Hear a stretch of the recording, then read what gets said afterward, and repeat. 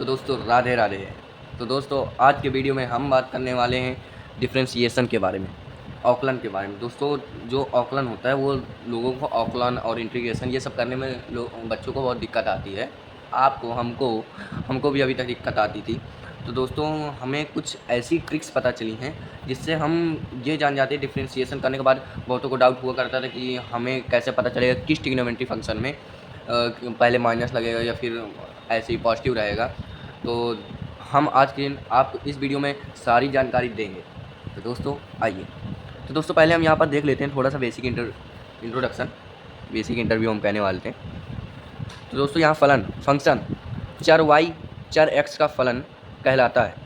जो y चर है और जो y चर है वो x चर का फलन कहलाता है।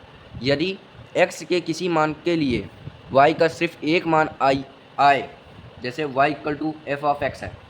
अब आपका x क्या है 6, x की जगह 6। तो इसमें दोस्तों ये जो है y इक्वल टू 12 और 18 निकल रहा है। जैसे कि ऐसे ही निगेटिव वैल्यू, मतलब निगेटिव वैल्यू क्या, मतलब कि कोई काम की वैल्यू नहीं है, अनपॉसिबल वैल्यू है, इम्पॉसिबल वैल्यू।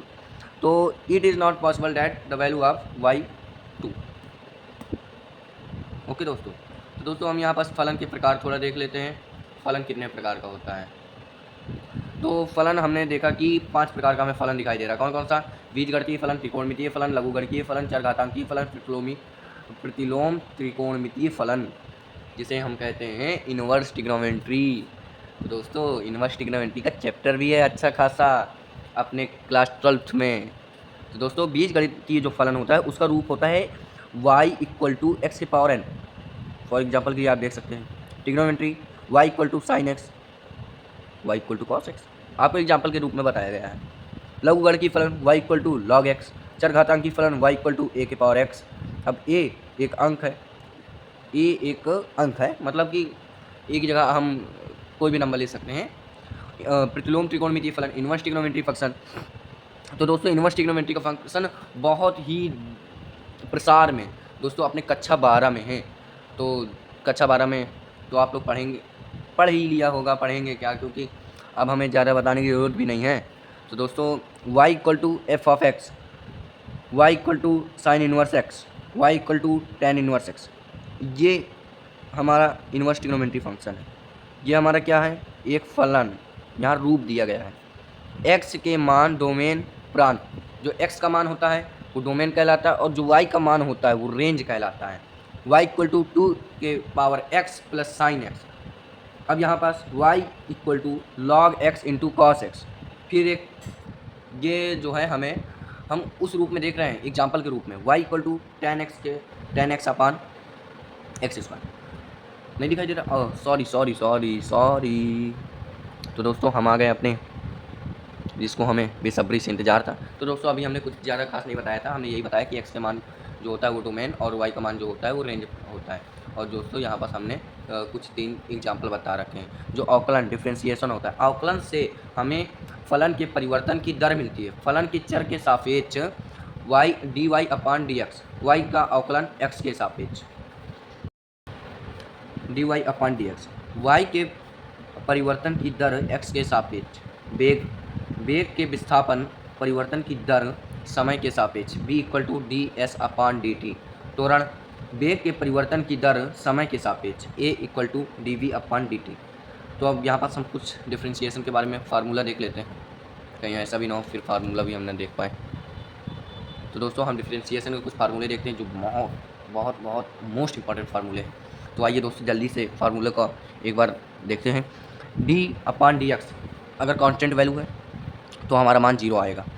d अपान डी एक्स अगर दोस्तों आता है कि x के पावर n तो हमारा जो होगा अगर x के पावर n का हमें डिफ्रेंशिएशन करना हो तो n x के power n minus 1, D upon d x के x के पावर n के इंटू।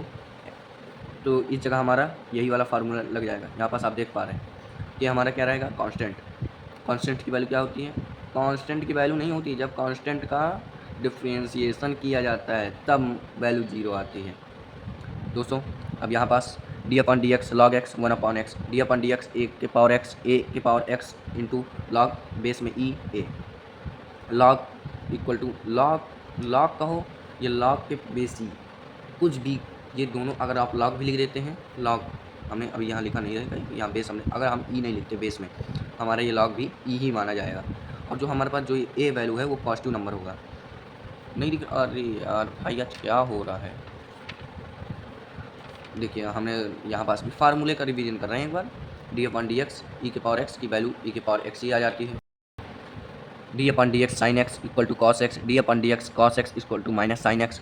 दोस्तों हाँ, मैं आपको जो बताने वाला ट्रिग्नोमेट्री में फंक्शन में दोस्तों हम लोग ये देखते हैं कि हमें किस जगह हमें प्लस लगाना है, किस जगह माइनस लगाना है। तो दोस्तों हम आपको डिफ्रेंसिएशन करने के टाइम बहुत ही सटीक एग्जाम्पल बता रहे हैं। आप ये याद रखिए, अगर कहीं साइन आ जाए डिफ्रेंसिएशन करने के बाद, साइन आता है पहले या कॉसेक आता है, तो दोस्तों आपको पहले माइनस लगा लेना, बिना संकोच बिना किसी डर के। डिफ्रेंसिएशन करते समय जब आप किसी भी वैल्यू का डिफ्रेंसिएशन मतलब ट्रिग्नोमेट्री फंक्शन का करते हैं, तो उसका डिफ्रेंशिएट जो निकलता है आपका, अगर वो आपका साइन एक्स या कॉस एक्स से शुरू होकर के निकलता है, तो दोस्तों उसके पहले आपको माइनस रख देना है बिना किसी सोच के, ये जान के, क्योंकि ये एक बहुत ही बेसिक ट्रिक टाइप में है दोस्तों।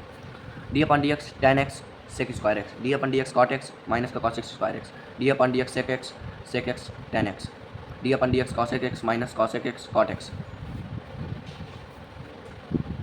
अब यहाँ पास थोड़े से हम एग्जांपल देखते हैं, ज़्यादा नहीं थोड़े से। y इक्वल टू एक्स के पावर 2025, तो हमने आपको बताया था एक्स के पावर n का फार्मूला होता है n एक्स के पावर n माइनस वन। दोस्तों यहीं पास उसी को फार्मूले के अनुसार, दोस्तों ये सब फार्मूले से बेस्ड एग्जांपल है। दोस्तों हमने बताया था कि अगर कोई कांस्टेंट वैल्यू आ जाती है, हमारी पाई क्या है कांस्टेंट अच्छा है, तो उसका मान क्या आएगा 0। ओके, धन्यवाद दोस्तों, मिलते हैं अगले वीडियो में।